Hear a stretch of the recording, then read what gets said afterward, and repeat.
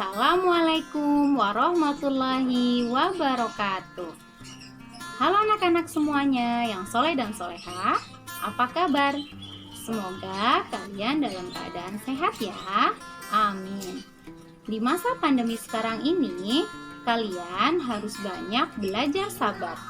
Sabar untuk tidak main keluar rumah, sabar untuk belajar dan sekolah dari rumah, serta sabar untuk tidak jalan-jalan.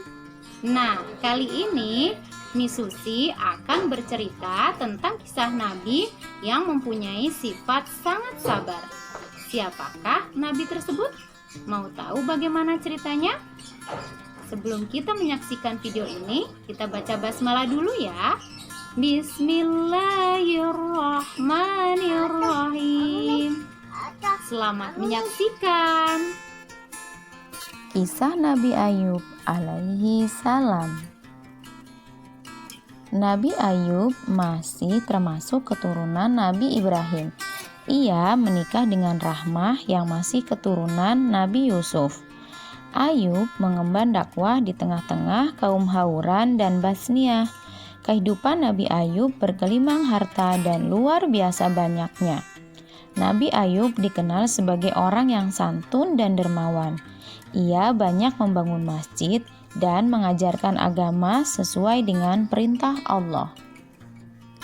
Ketakwaan Nabi Ayub membuat iblis merasa tidak senang. Ia lantas memohon kepada Allah agar diberikan kekuatan untuk menggoda Nabi Ayub. Atas izin dari Allah, iblis membuat semua ternaknya mati secara bersamaan. Nabi Ayub pun jatuh dalam kemiskinan.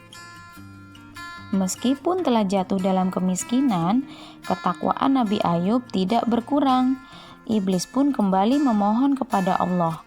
Kini ia berniat merebut semua anak Nabi Ayub dengan kekuatannya. Iblis merobohkan rumah dan menewaskan semua anak Nabi Ayub. Nabi Ayub sungguh merasa sedih. Namun iman dan ketakwaannya tidak berkurang kepada Allah Subhanahu wa Ta'ala.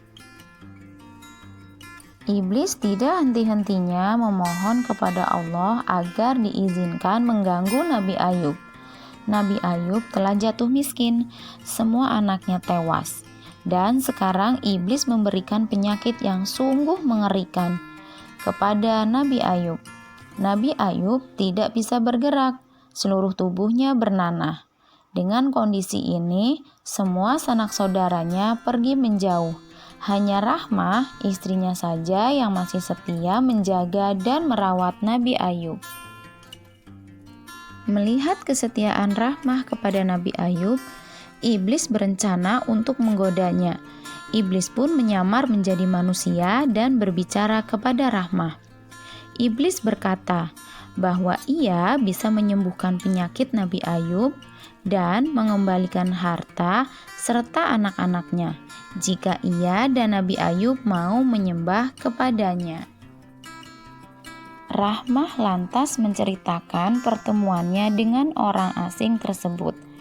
Betapa terkejutnya Nabi Ayub saat mengetahui iman istrinya telah goyah.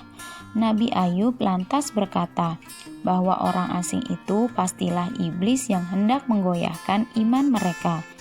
Nabi Ayub lantas menyuruh istrinya agar bertaubat. Nabi Ayub berjanji, jika ia sehat nanti, ia akan mencambuk istrinya sebanyak 100 kali. Itu adalah hukuman bagi istrinya yang telah tergoda oleh iblis.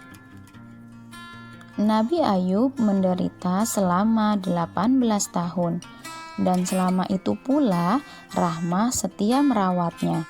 Nabi Ayub tidak henti-hentinya berdoa memohon kesembuhan.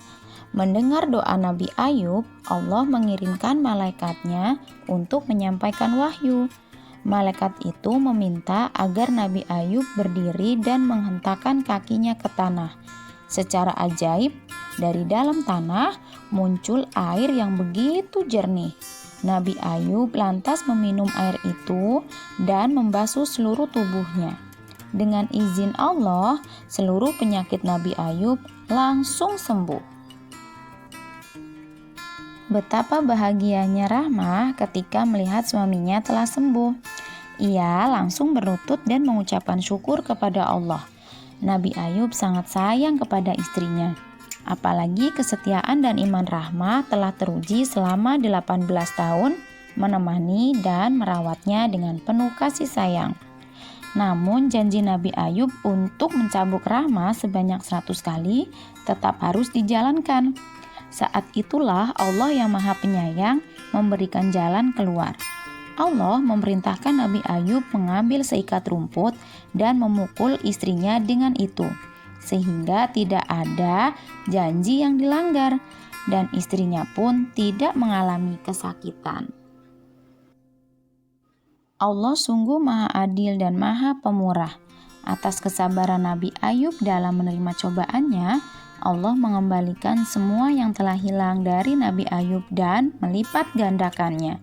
Nabi Ayub mengemban tugas dari Allah hingga usia 93 tahun.